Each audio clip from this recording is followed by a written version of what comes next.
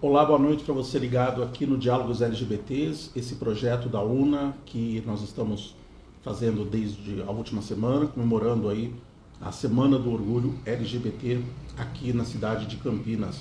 A UNA que já faz alguns trabalhos aqui na nossa cidade, principalmente com o banco de alimentos, por exemplo, nesse momento de pandemia, nesse momento que tanto estamos precisando, a UNA está trabalhando e nós agora fizemos esse trabalho levando a vocês algumas informações, algumas dúvidas sobre diversos assuntos e hoje vamos falar sobre educação, sobre saúde mental e a gente vai receber o Eduardo Pedroso, ele que é psicólogo, membro do Conselho Regional de Psicologia, especialista em psicologia clínica e especialista em atendimento à população LGBT. Que estamos aguardando que ele vai entrar, também o pessoal vai entrar. Durante toda a semana já falamos sobre racismo, já falamos sobre diversos assuntos muito importantes para a comunidade. Amanhã a gente vai ter, amanhã não, perdão, na sexta-feira nós vamos ter duas lives aqui do Diálogos LGBTs e no sábado nós teremos mais uma e no domingo, que é o dia do orgulho LGBTQI, nós vamos ter uma grande live, uma live muito interessante no próprio domingo, que é o dia do orgulho, que nós vamos acabar batendo papo aí com todos vocês. Vamos ver.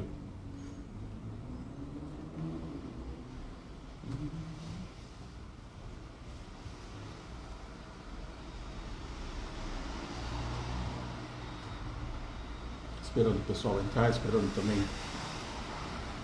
o Eduardo entrar e a gente começa o nosso bate-papo muito importante nessa quarta-feira, né? Hoje é quarta-feira, já estou perdendo aqui os dias da semana. O Diálogos LGBTs foi um projeto novo aqui da UNA, nós começamos na última semana. O Fabrício Moraes já conversou com o César Gomes, a Alice Bonafé conversou com o Douglas Rolando. O Douglas ele é presidente da Associação da Parada LGBT aqui de Campinas, que aconteceria no próximo domingo e não vai acontecer por questão do coronavírus, da pandemia. E a Paula Galati conversou com a Valdirene Santos.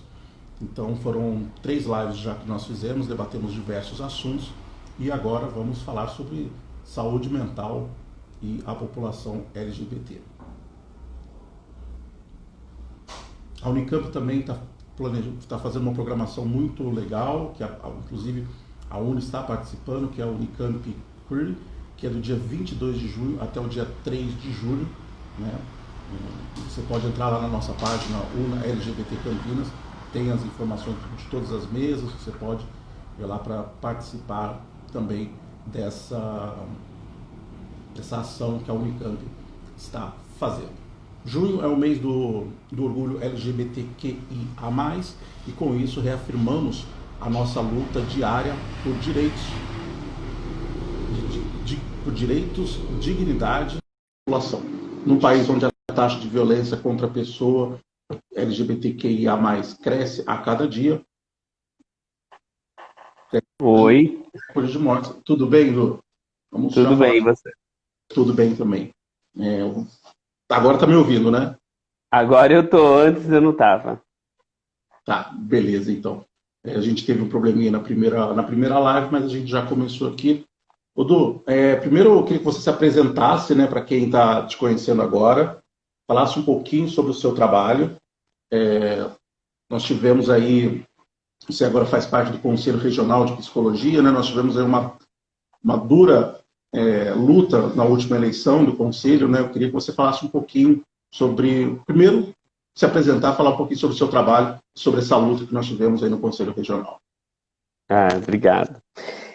Consegue me ouvir bem? Todo mundo? Sim. Tá, perfeito. Bom, então eu sou Eduardo Pedroso, atualmente estou conselheiro do Conselho Regional de Psicologia do Estado de São Paulo, né? Trabalho hoje como psicólogo clínico e também trabalho como psicólogo organizacional, né? Então, trabalho nessas duas frentes dentro da psicologia, como psicólogo clínico, eu sou especialista em psicologia clínica, né? Já fiz formação, sou supervisor de psicologia clínica, e eu acho que dois trabalhos bem relevantes é que eu faço o atendimento da população LGBT dentro do contexto clínico, também supervisiono casos de outros, né, de outras psicólogas que fazem atendimento à população LGBT também. Eu supervisiono os casos em relação ao atendimento à população LGBT. Dentro das organizações também atuei como psicólogo organizacional no combate à LGBTfobia. A gente sabe que, apesar dessas novas empresas, hoje eu acho que está com um conceito um pouco mais diferente, né? Mais inclusivo, vamos dizer assim. A gente sabe que o preconceito ainda existe, que ainda é grande, principalmente, por exemplo, dentro do contexto profissional, principalmente com as pessoas trans, né? São as que mais sofrem dentro desse conceito, dentro dessa perspectiva de trabalho. Então, também elaboro materiais, faço palestras, enfim, né? Sou formado aí já há algum tempo. Hoje eu sou coordenador da subsede Campinas, né, do Conselho Regional na subsede Campinas. Então, nós temos dentro da subsede várias temáticas, vários grupos, né, inclusive a comissão gestora que eu coordeno. E já trabalhei, já fui coordenador do grupo de sexualidade e gênero, já atuei no grupo de sexualidade e gênero dentro da psicologia. Sou muito atuante dentro da psicologia no que diz respeito à sexualidade e gênero. Então, mais ou menos isso, assim, acho que é. E também sou fundador fundador e coordenador do grupo de estudo sobre análise do comportamento em Campinas, né? Que eu também estudo análise do comportamento. Então, acho que esse é um pouquinho da minha experiência aí. Da sua história, né? Eu queria que você, a gente elencou aqui alguns assuntos para a gente bater um papo, eu queria que você falasse um pouquinho sobre a história da população aqui em Campinas e também sobre a homossexualidade e a transexualidade como patologia. Como que você vê isso enquanto psicólogo? Então, acho que a história da psicologia, a história da população LGBT, eu acho que a gente remonta, eu acho que um momento muito memorável foi a revolta de Stonewall, por exemplo, que foi nos Estados Unidos, que fez grande diferença para a comunidade LGBT. No Brasil, na década de 80, em plena ditadura militar, nós tivemos o Levante, que foi como que fala? Foi a revolta lá do jornal Xana com Xana. E aí esse levante que aconteceu também dentro dessa perspectiva histórica no Brasil foi um dos marcos, né? Que é chamada, inclusive, a Stonewall brasileira, né?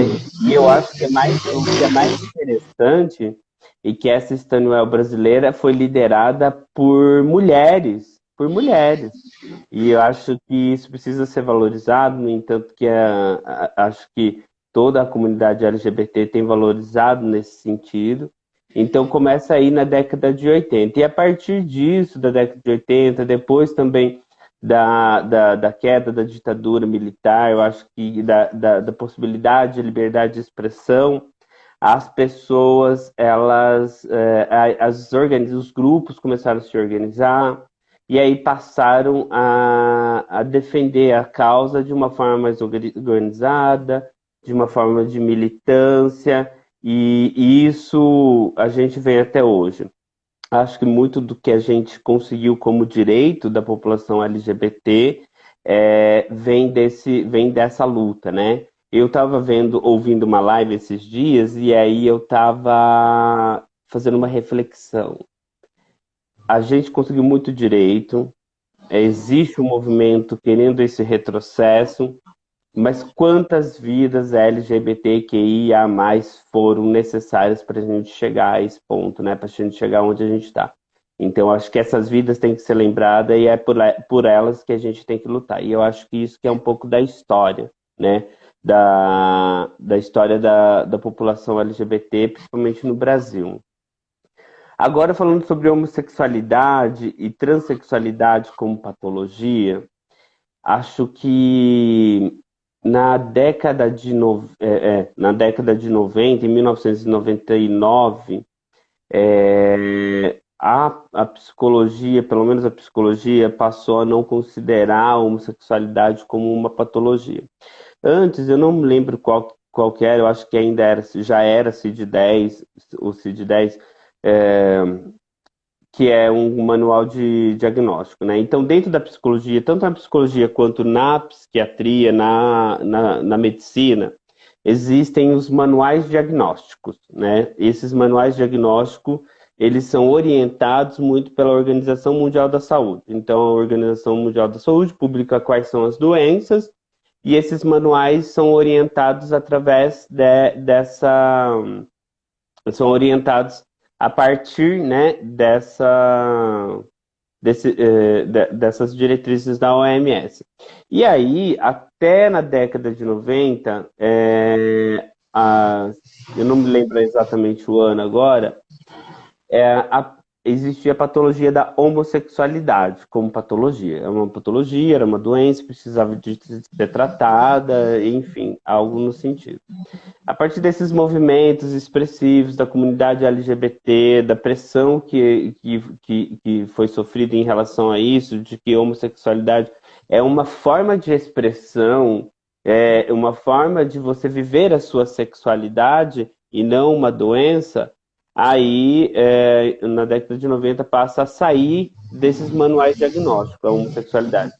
E aí, isso passa a não ser mais patológico, não mais patologia, e não devendo ser tratado como tal, né? Agora, transexualidade como patologia também, ela era, por incrível que pareça, considerada patologia até 2018. Na verdade, a reunião que formalizou isso foi uma reunião em 2019 da Organização Mundial da Saúde, mas em 2018 já havia-se aqueles rumores de que a transexualidade sairia do rol de doenças, né? E era identificada, inclusive, como disforia de gênero, né? A disforia de gênero. Então, dentro dessa perspectiva, também saíram desses manuais, e a psicologia em si, como sempre vanguarda desse movimento, da defesa de direitos humanos, e a população LGBT é mais uma minoria que precisa de defesa de direitos, porque tem seus direitos aviltados como pessoa, como dignidade, como ser humano. E a partir disso, a psicologia lá em 1999 também publica uma resolução que proíbe a utilização da psicologia, das práticas psicológicas como possibilidade de cura da homossexualidade. E aí as pessoas fazem muita confusão, né, com isso. As pessoas falam assim, então, mas não posso, tem psicólogas que fazem confusão, não posso mais tratar homossexual. Não, você não pode falar que tem cura, ou curar, ou tratar aquilo que ela traz, porque a pessoa que é homossexual e que procura uma terapia, por exemplo, ela leva isso como questão. Ela não é obrigada a saber que aquilo não é uma patologia. E cabe à psicologia a fazer essa elucidação. Então, quando chega, eu posso tratar o homossexual, posso tratar o tema homossexualidade, eu só não posso dizer que tem cura, ou reafirmar para ele que tem cura, ou falar que isso é uma doença, que é pior do que falar que tem cura, é falar que isso é uma doença. E a transexualidade também, mesma coisa. Em 2018, o CRP saiu na frente de novo, CRP não, o Conselho Federal de Psicologia saiu na frente de novo, e dentro dessa perspectiva também fez uma resolução que proibia o tratamento da transexualidade como patológico, como doença, né? E isso em 2018, nós estamos falando de 2 anos atrás, né? É muito recente, e eu falo, é muito tempo tratando isso como doença. Então, eu acho que é dentro dessas duas perspectivas. Se a gente for pensar, 2018 já é velho até para século XXI, né? porque já estamos chegando na segunda década do século XXI e ainda tratado como patologia, né? Com Você falou da patologia. cura, você falou da questão da cura gay, queria que você falasse um pouquinho mais sobre isso, porque é uma discussão nacional isso, né?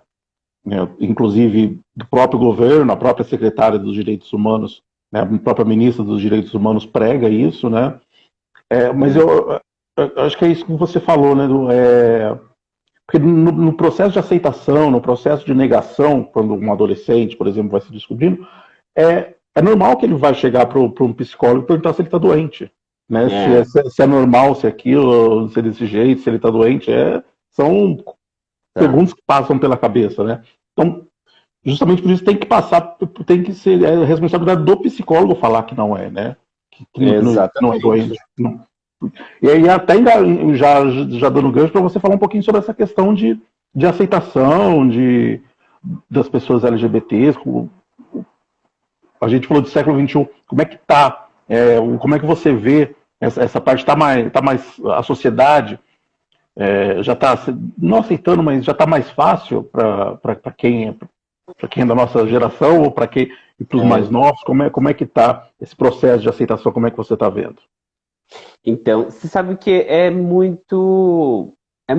eu acho que é muito particular essa forma de você aceitar, de você se ver.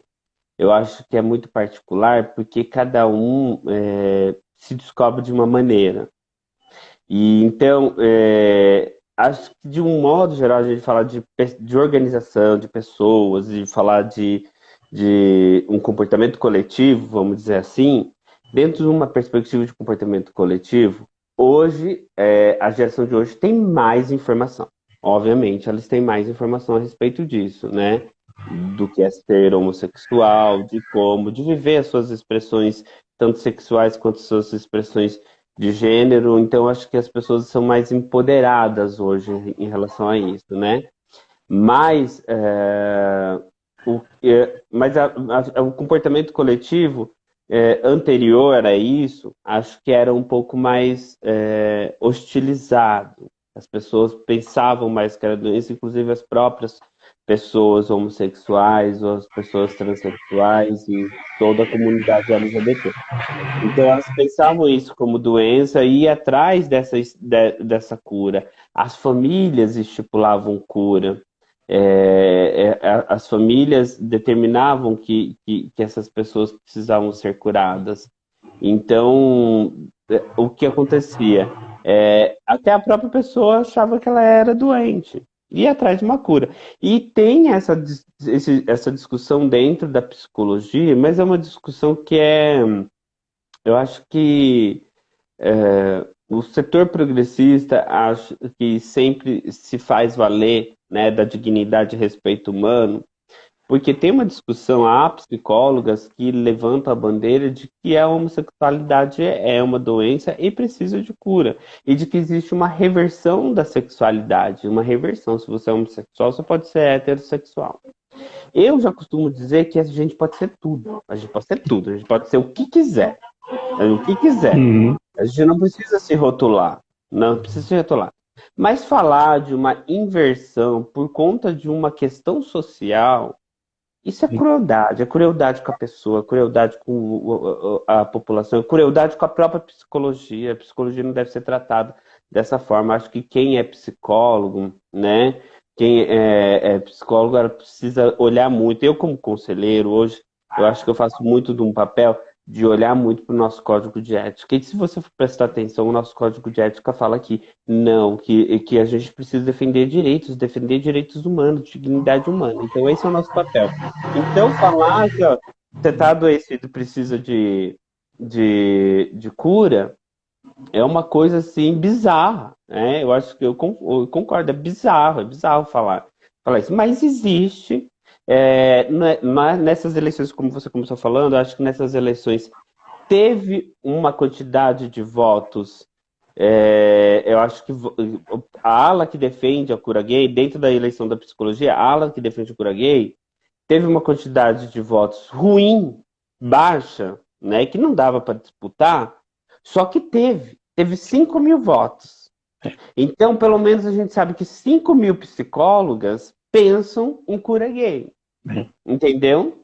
Pensam em cura gay. Então a gente precisa ficar esperto com esse tipo de coisa. A própria resolução do 1 de 99, que proíbe práticas psicológicas como patologizantes, ela já foi discutida no Supremo, já foi discutida várias vezes nas esferas judiciais. E a gente tem que estar lutando, lutando, lutando intensamente para tirar. Hoje não está, atualmente, hoje, dia 24 de junho de 2020, não está em questão no judiciário.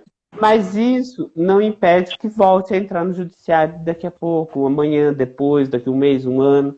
Assim como agora a nossa resolução, e essa resolução sempre foi muito atacada. Agora a nova resolução a ser atacada é a resolução da transexualidade.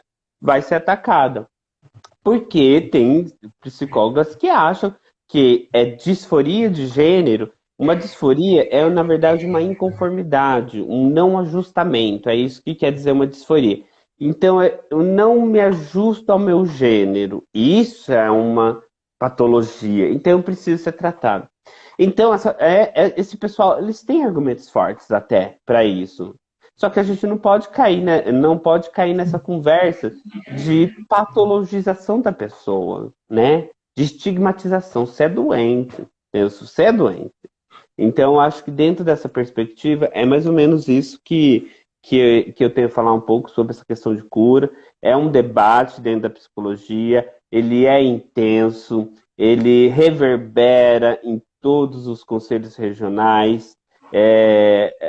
Os psicólogos, existe a Associação Nacional dos Psicólogos LGBTs, ao qual eu faço parte, e tenho orgulho de fazer parte. Acho que na última vez que nós tivemos com essa discussão, nós fizemos um ato simbólico, mas muito poderoso, assim, de que você vê que as pessoas LGBT presentes, eu até me arrepio só de lembrar, as pessoas presentes, elas ficaram muito emocionadas.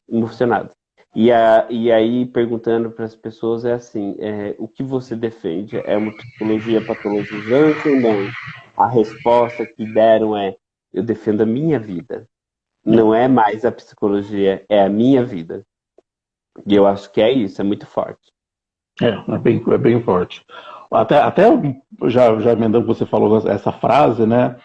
Defender a vida, eu queria que você falasse um pouquinho dos problemas da saúde mental que a gente vê muito no meio LGBT, né? Porque por várias questões, lógico, questão do LGBTfobia e tudo mais, a pessoa, o processo de aceitação muitas vezes é difícil, mas a aceitação dela, mas às vezes a aceitação no meio, e que pode gerar coisas bem piores aí sim, doenças, que podem acontecer decorrentes disso, né, Nando? As pessoas podem, eu acho que assim, há uma grande questão da saúde mental e a pessoa LGBT. Então, acho que a gente precisa pensar e pensar bem e ter políticas públicas. Acho que há um desmonte de políticas públicas promovido através do Ministério dos Direitos Humanos e da Mulher e da Família lá. Eu acho que há um desmonte em curso, a gente precisa estar atento para isso, mas eu acho que minimamente a gente precisa também lutar regionalmente, territorialmente, né? Acho que nosso território a gente precisa lutar, a gente precisa fazer alguma coisa para mudar. Por exemplo, hoje em Campinas nós temos o Centro de Referência LGBT. Então é um espaço para que a pessoa se sinta acolhida, né? Acho que hoje o Centro de Referência carece de alguns recursos, mas se você for pensar, é o que nós temos, é o que nós temos como recurso hoje, né? Mas a gente tem que fortalecer essas políticas públicas para tentar dar para atender, né, acolher essa demanda da população, essa demanda de saúde mental mesmo.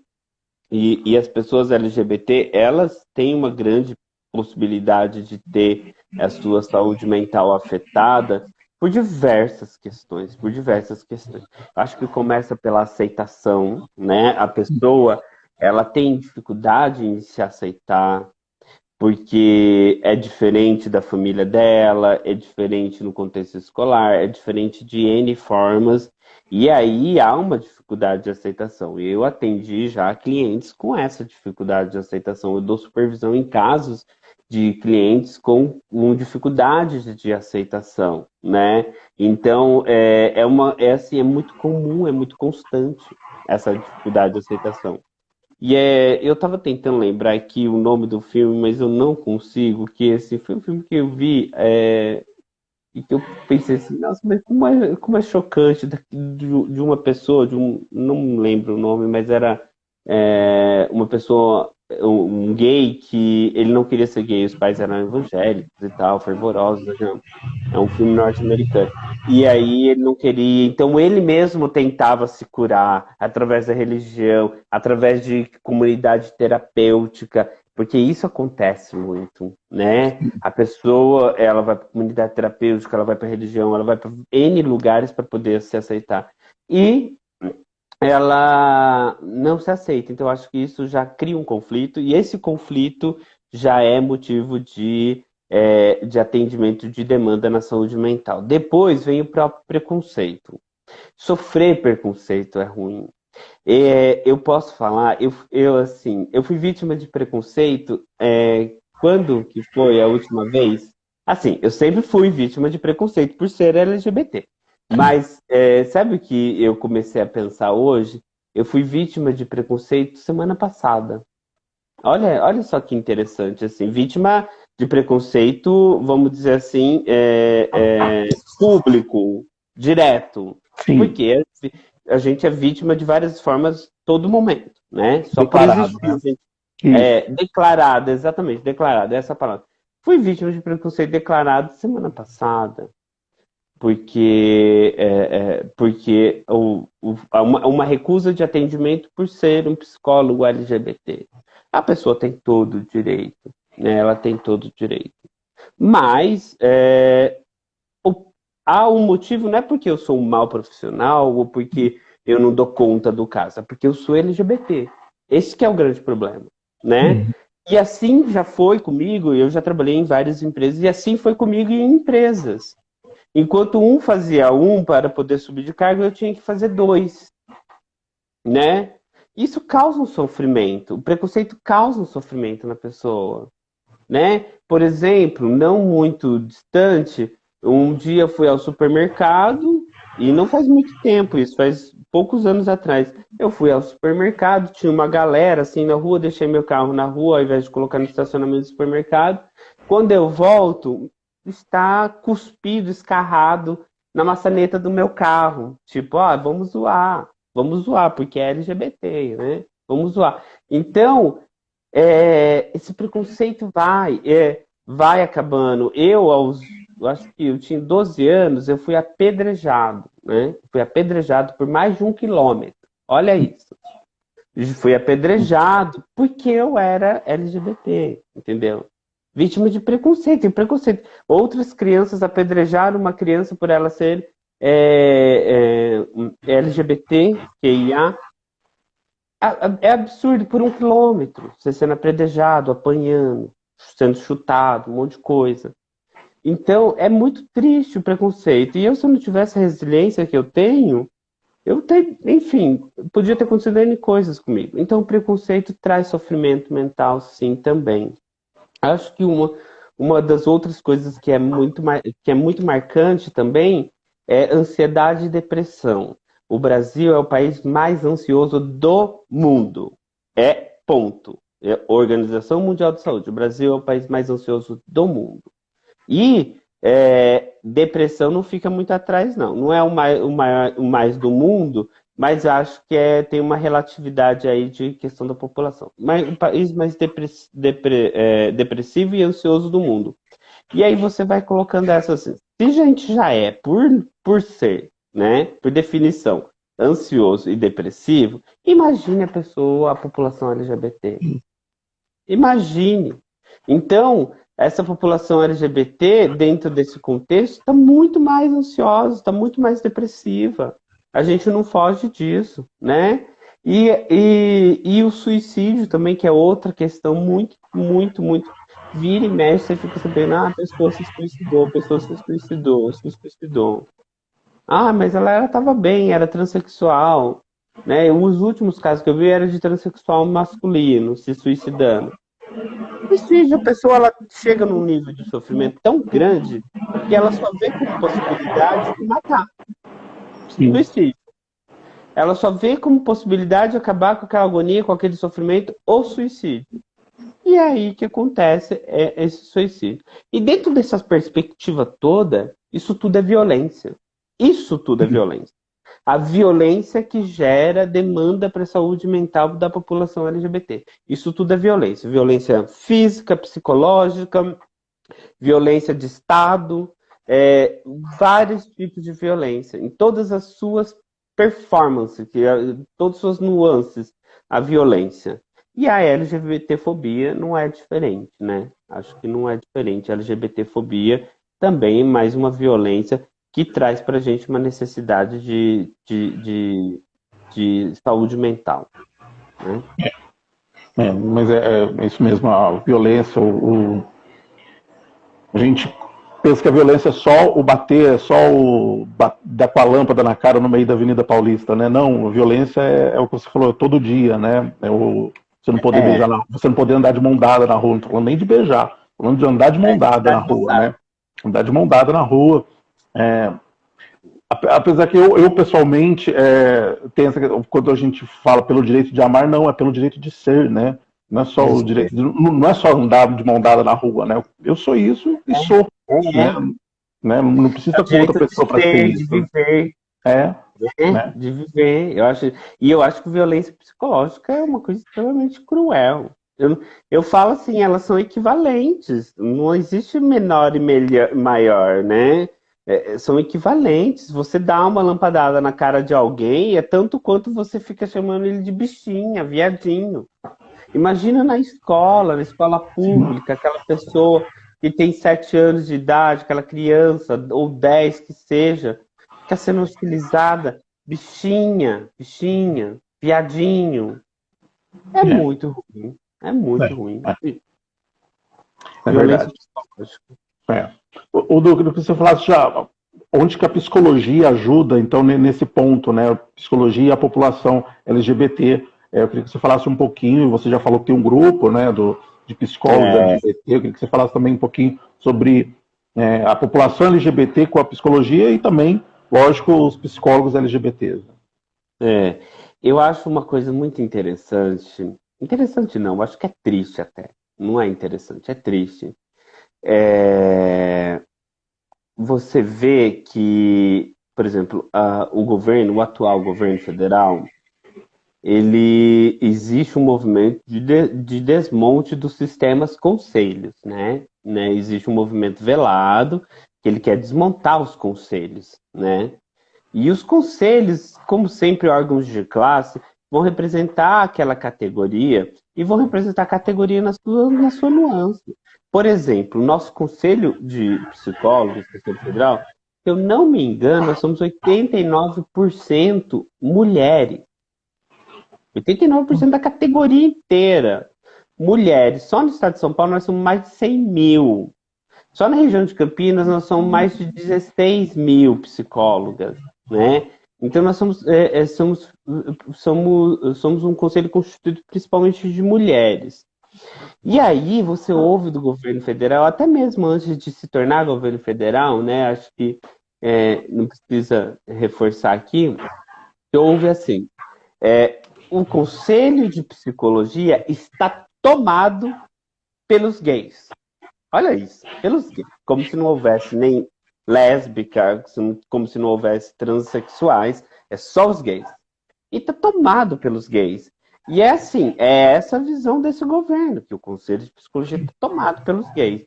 O Conselho sempre foi vanguarda, sempre saiu na frente na defesa da população LGBT, sempre esteve presente na luta. Então, porque muitas psicólogas e psicólogos são LGBT.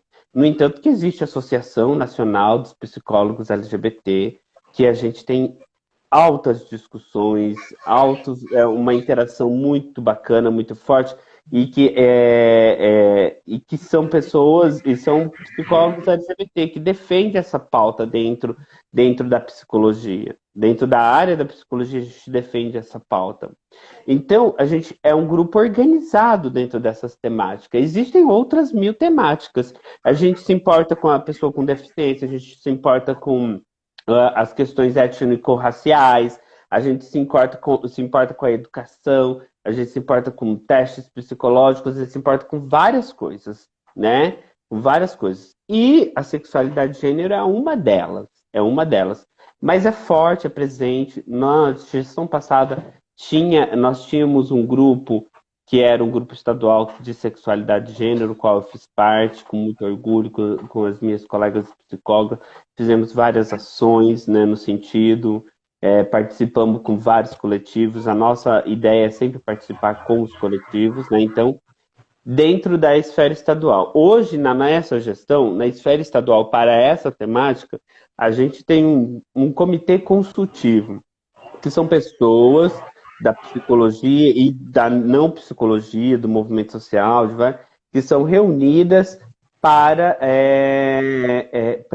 trabalhar, para a gente falar sobre esse tema. É um comitê consultivo. Dentro das subsedes, porque o sistema conselho funciona assim, é o Conselho Federal e os regionais, né? Teoricamente por estado, né? Por estado. Tem alguns regionais que aglutinam alguns estados juntos, né?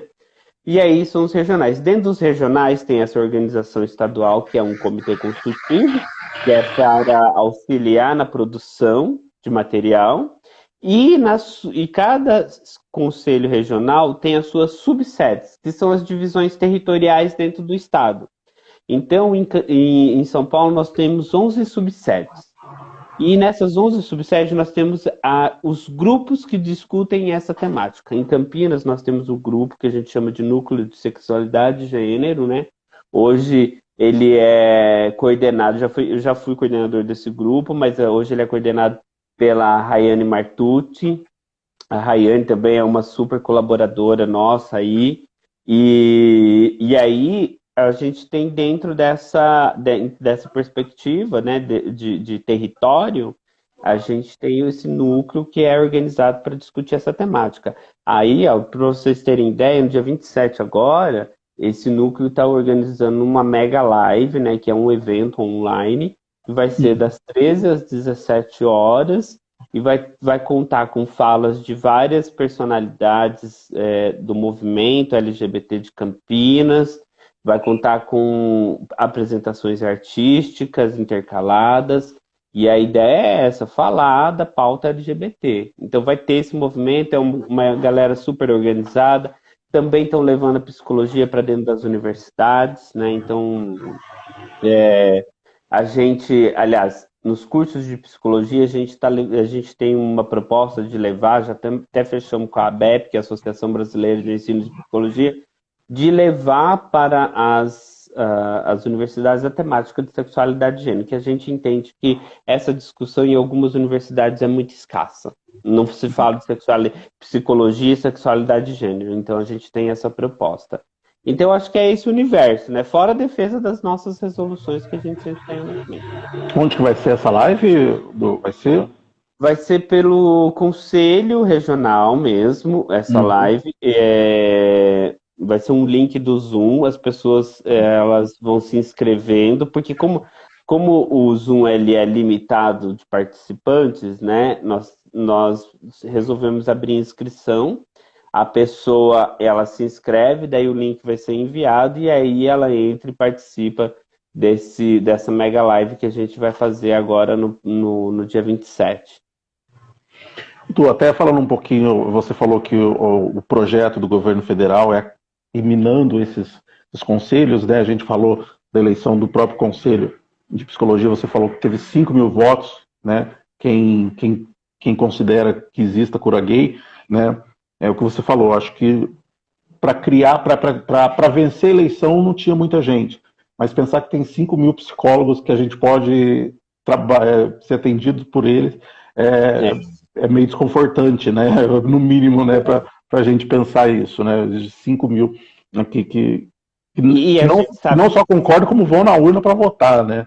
é, que são atuantes, vamos dizer assim, né? São 5 mil atuantes ali porque acreditam mesmo naquilo e vão fazer aquilo, né? Então, um pouquinho já emendando aí nosso próximo assunto, queria que você falasse, aqui teve uma frase aqui, sobre ser LGBT numa sociedade que é conservadora é resistir. Queria que você falasse um pouquinho sobre isso. Você falou da sua experiência profissional, acho que resistir, acho que como psicólogo, como LGBT, como negro, eu acho que tem todos esses movimentos de resistência e que nós estamos passando por um momento que é uma crise de saúde que essas pessoas, eu já falei, por exemplo, do nosso banco de alimentos da UNA, que essas pessoas precisam de mais atendimento porque nós estamos passando num momento que, independente de governo, seria um momento ruim, porque é um momento de pandemia, um momento de doença. Mas estar numa sociedade conservadora, estar no governo que nós estamos, isso piora muito mais por várias questões, né? Uma delas é porque ele não está ligando para a doença, né? Mas acaba piorando para essas populações que já precisam normalmente, né? Eu acho que assim,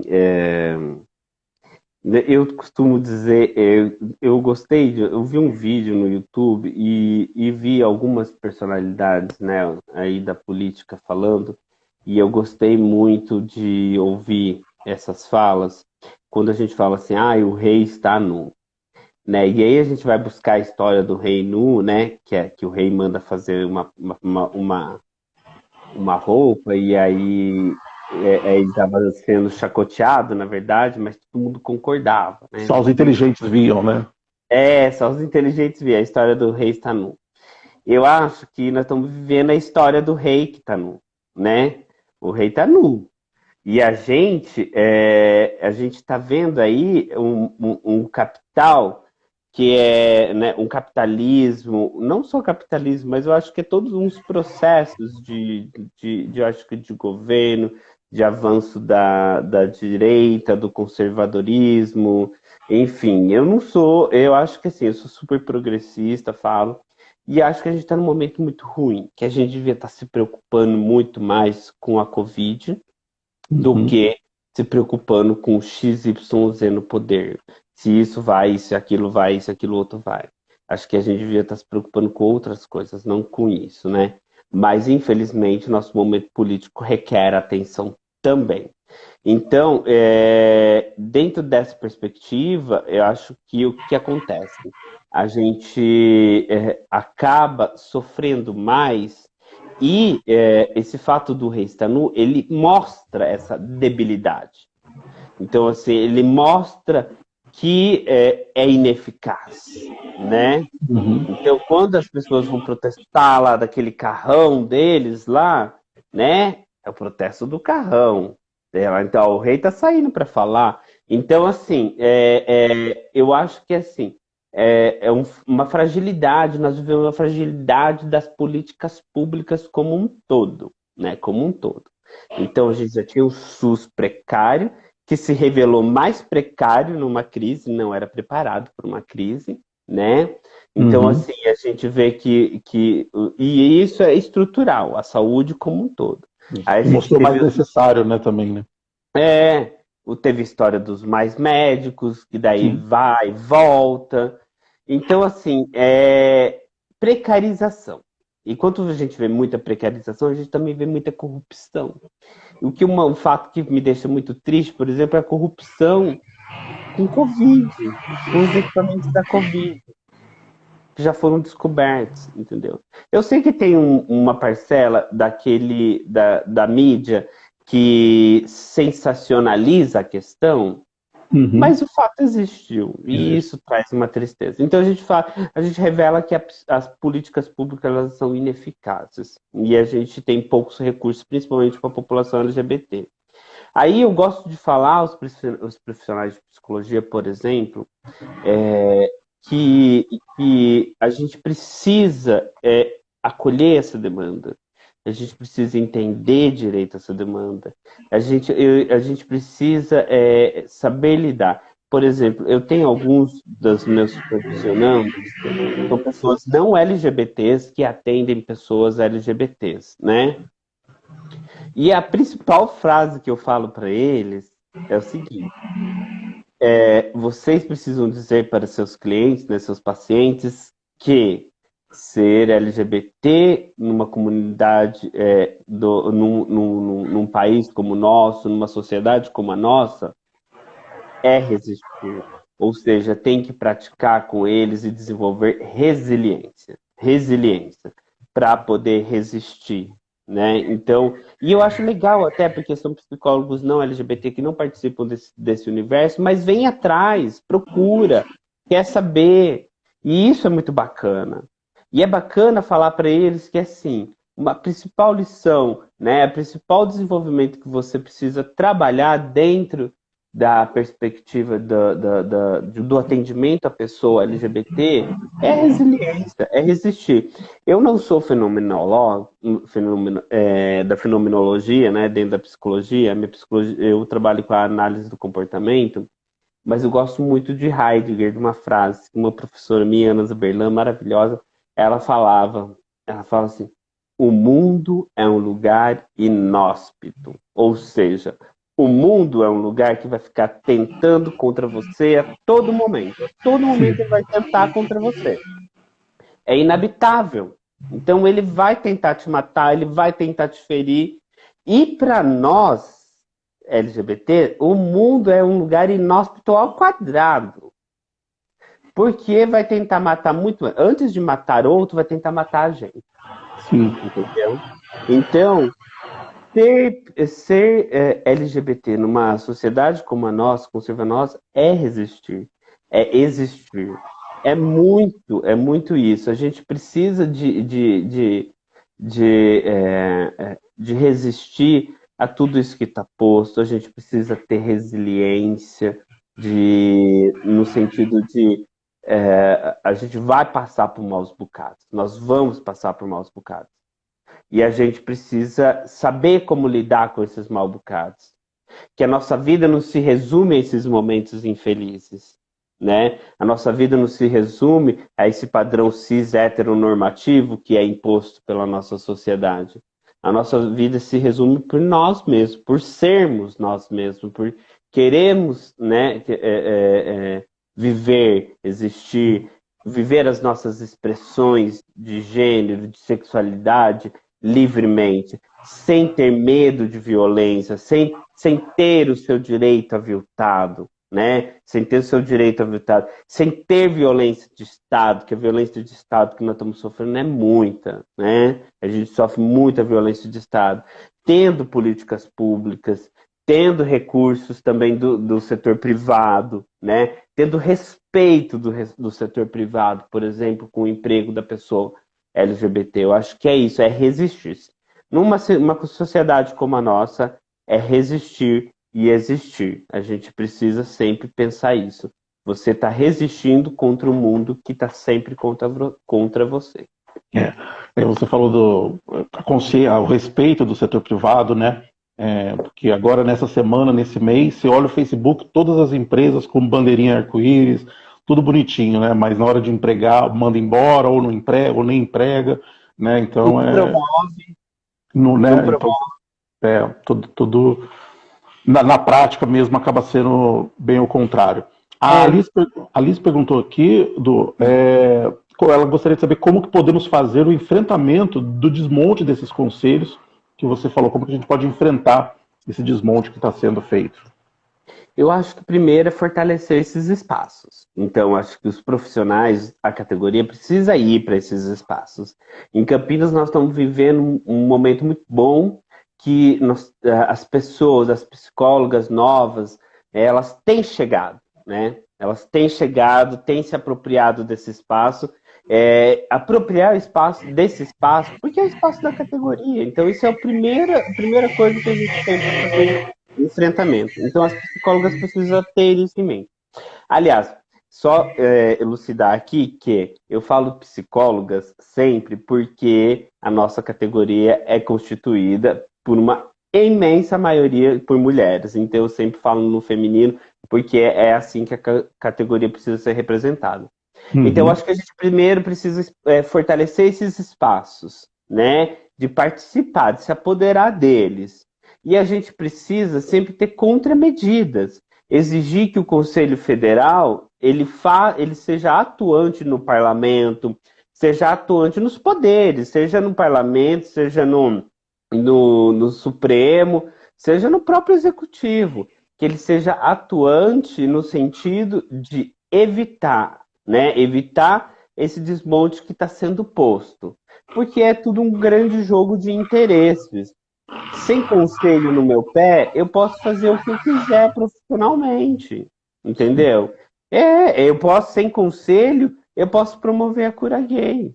Sem conselho, a pessoa vai ser patologizada. Então a gente precisa fortalecer, principalmente participando desses espaços e cobrando do sistema reações.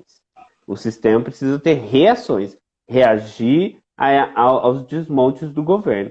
A gente sempre reagiu, eu acho que um exemplo claríssimo, desculpa, claríssimo não, mas um exemplo fortíssimo que a gente tem foi a luta que nós tivemos no Supremo com a nossa resolução de 1 de 99 para defender que a homossexualidade não pode ser tratada cura. Então esse tipo de defesa que foi muito bem feito, né, pelo Pedro Bicalho, que hoje é presidente do Conselho do Rio, eu acho que uma das últimas atividades da gestão passada foi esse enfrentamento, e aí enfrentamento é legal falar que foi enfrentamento na cara da ministra, na cara da Damares, chegar lá e falar, não é isso, você está errada, não é isso que a gente quer na nossa população, a gente quer respeito acima de tudo, né? A gente não quer esse tipo de balela, de conversa, a gente quer respeito.